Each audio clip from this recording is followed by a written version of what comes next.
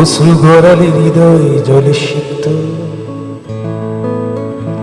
কত প্রদীপ শিখা জ্বালালে জীবন আলোয় উদ্দীপ্ত, কত ব্যথা বুকে চাপালে তাকে বলি আমি ধৈর্য। নির্মমতা কত দূর হলে জাতি হবে নির্লজ্জ। আমি চিৎকার করে কাঁদিতে চাহিয়া করিতে পারিনি চিৎকার।